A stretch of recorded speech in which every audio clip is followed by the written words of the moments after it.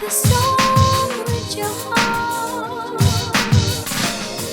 Play the song with your heart. What else we got? Oh, Caitlin Justin, Clark. Oh, yeah, we talk about. We'll Caitlin talk Clark. about that a little bit.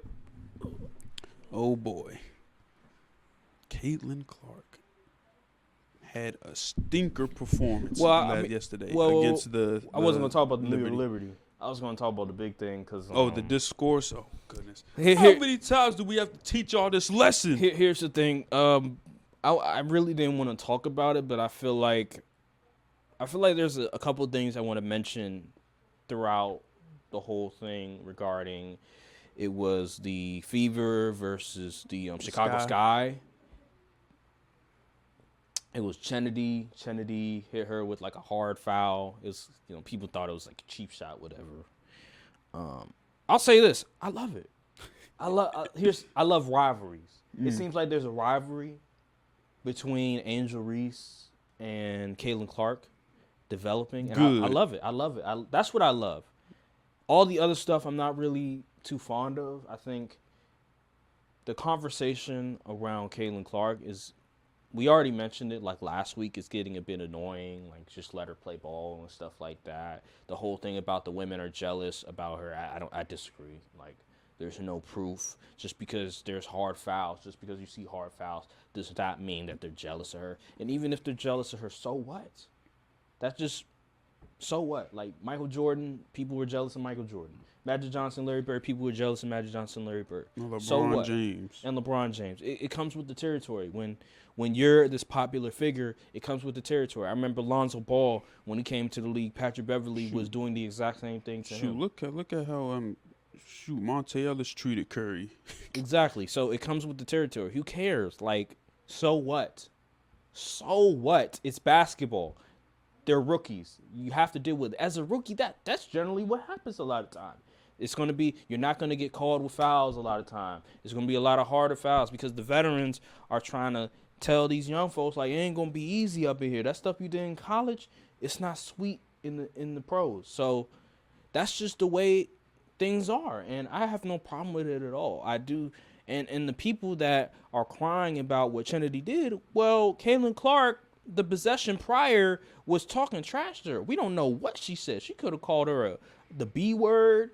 She could have said you an MFer. Like, we don't know what she said to her because, I mean, Caitlin Clark, she probably get disrespectful. She be talking.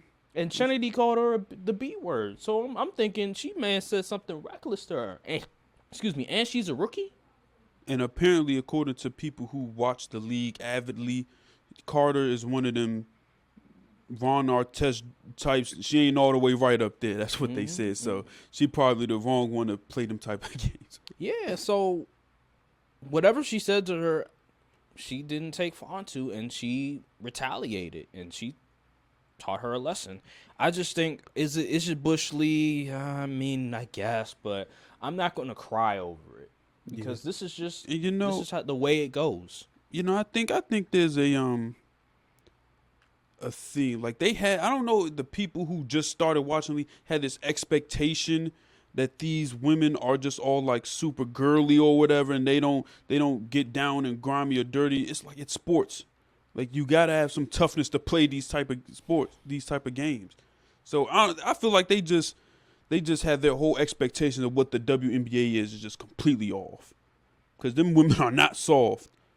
And where was all this outrage when Angel Reese got thrown down? There was some outrage, but not like this. Yeah, not like this. No one was trying to coddle Angel. Oh, poor baby. Like, they were just like, oh, dang, that's messed up. I did see some people like calling whoever the lady was. Alyssa Thomas. Yeah, there was some people that were like calling for her to get suspended. And stuff like that. This right here, this has turned into like something different, like racial stuff. And that's just not the case. It's just not the case at all. You got to earn your stripes in the league. It's point blank simple. Is Caitlin Clark getting hard fouled? Yeah. It comes down to her teammates. That's what Matt Barnes said. Yeah, it comes down to her teammates. He's not mad at the players. He's mad at the teammates for not standing up. Mm-hmm. Yeah, that's what it comes. I mean, Blake Griffin. I heard at one point when Blake Griffin came in the league, people were testing him as well. Yeah. Oh yeah. Zach Randolph, all them dudes. Shoot, Steph was definitely getting tested when he was in the league. It comes with the territory.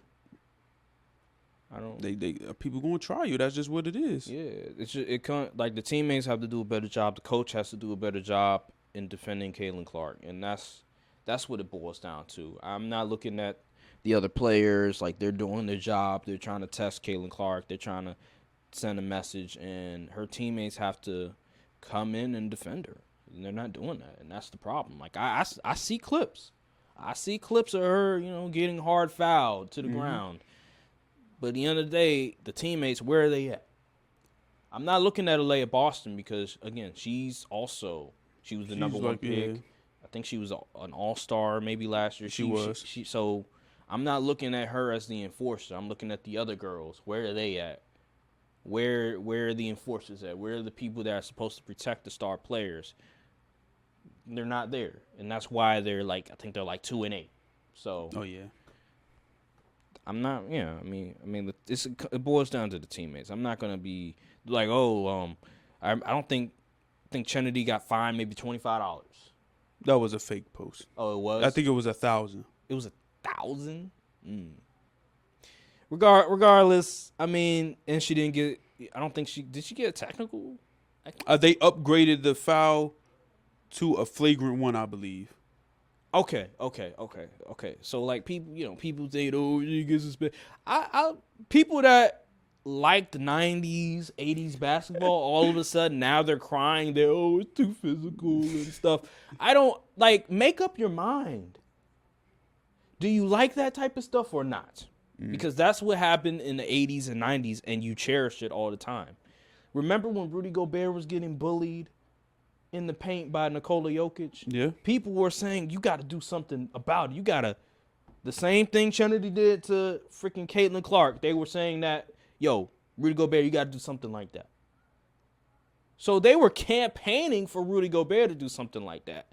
But when it comes to women's sports, women's basketball, and you see that done to Caitlin Clark, now we're crying about it. Double standards. Yeah. Like I said, they just had a certain expectation of what the W was like, and it ain't what they thought. No, they're competitors. They compete. They're professional athletes. They must have not seen Love and Basketball. Did any of them watch Love and Basketball? Because them women in Love and Basketball, when Sanaya Lathan's character, when she went overseas and they were battling, them women was feisty. They was talking trash. They was getting up in her. They would shoot. It was okay, prime example. Kelsey Plum told this story where she was in a game going against the Phoenix Mercury. She was going against Diana Taurasi. She had the ball in the corner, something like that. She said, "I'm about to blow by this old B or whatever." She tried to drive, and Diana Taurasi shoulder checked her, knocked her on the ground. And then that's just what it was. It's just hard basketball. I actually think this is good for the league. I think because the NBA is so, I'm not going to call it soft, but they changed the rules so much to the benefit of the offensive player. If the WNBA is a much more physical league compared to the NBA, that's good marketing. You can tell people hey, you complain about the NBA changing the rules, defense not allowed to do this, that, and the third. Well, watch the WNBA. It's more physical. You get away with a lot more. I think that's good marketing. I think this is actually good for the league. Because it lets people know, people that like 80s and 90s ball, early 2000 ball, well, here you go. They're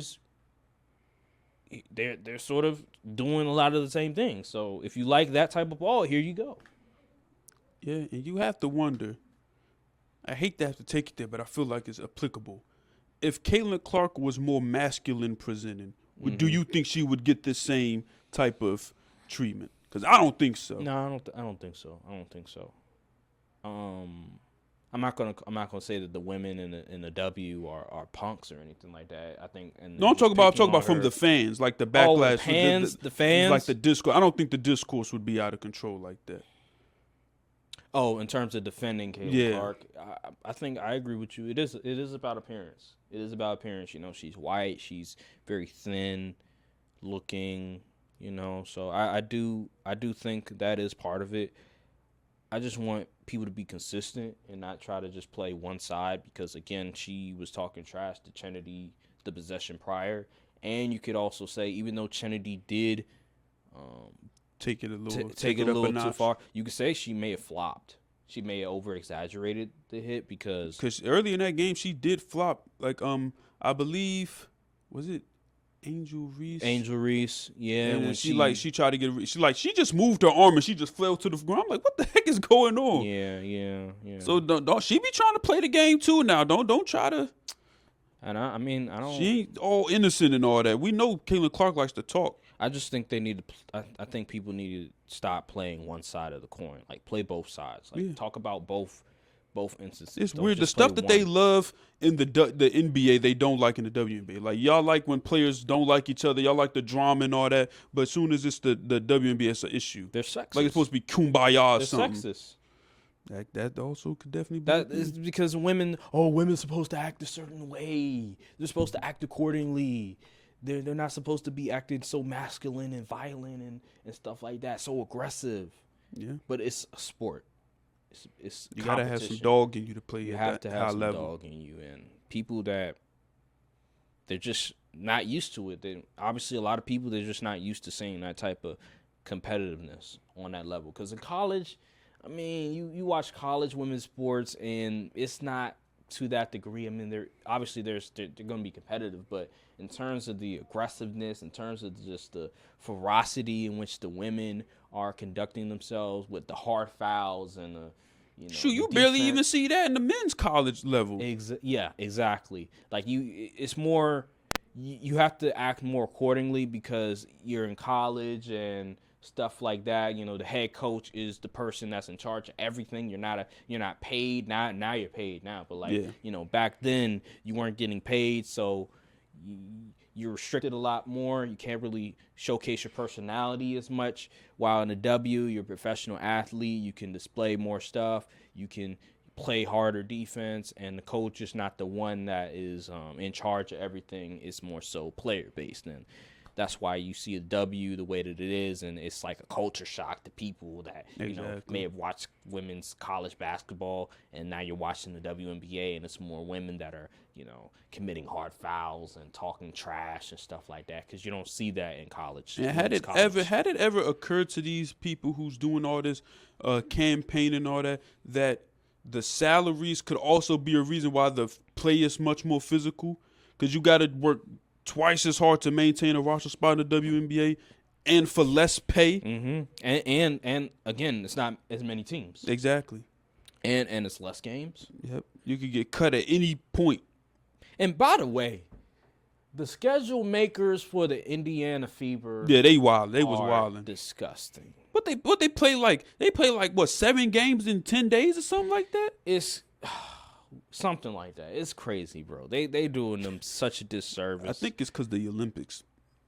Yeah, but like that team specifically, it's like, damn. They said we're gonna milk this cash cow. They like every other day. It's the Fever. I'm like, cause I'm looking. They played the Chicago Sky, and then I'm hearing, I'm like, they playing the New York Liberty the next day. I'm looking. I get a notification. It's like, oh yeah, they playing New York Liberty Day. I'm like, what? Well, the schedules, they getting a few more rest days coming up. Yeah, but that was OC. I ain't gonna go from the Chicago Sky to the best team in basketball, New York Liberty. Second best team. Well, I'm hearing right now they might be the best. The way they playing right now, I'm hearing the New York until they Liberty. beat the Aces. Okay, but I'm just saying, New York Liberty. They tough though. They really tough. They are hooping, and they whooped the Stewie and Sabrina.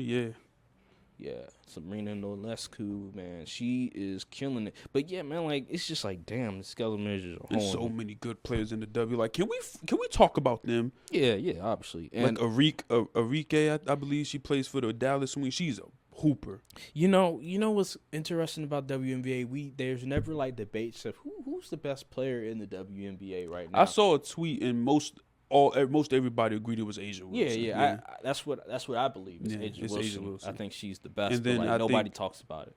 I think second would probably be like Sabrina or Stewie, whichever one. It depends. However, Yeah, that's what I was looking at. I thought it was like Asia Wilson as well, but nobody really talks about that. Nobody because they don't really- know the game. They don't know exactly. They don't know any other It's not players. a lot of coverage. It's not a lot of coverage. They can't name 10 WNBA players. Like when we talk about who's the greatest WNBA player ever. It's Maya Moore. But They probably don't know that. But see, like there's never a debate about it. Like, cause some people might say it's Lisa Leslie. It might be Cheryl Swoops. Me personally, the best WNBA player I've ever seen is Maya Moore. Yeah, she's done a lot in such a short time. Short span. That's just me. The best I've ever seen. It was like the Lynx was winning the finals for every year at one point. It was like, dang. Yeah, to me, she's the best I've ever seen. But there's never like a conversation about who's the greatest women WNBA basketball player ever. There's never a conversation about it. It's just like, again, because like you said, they don't know the game. I'm it's telling not a you, lot of coverage. if you told them to not name any rookies and you can't Google nothing, name 10 WNBA players, they couldn't do it. They can't even name all the teams. And it's only 12 of them. So I don't take the discourse for them people seriously.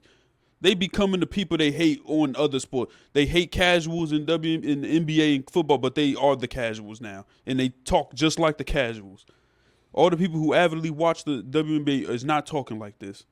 I will say there is some people on Twitter.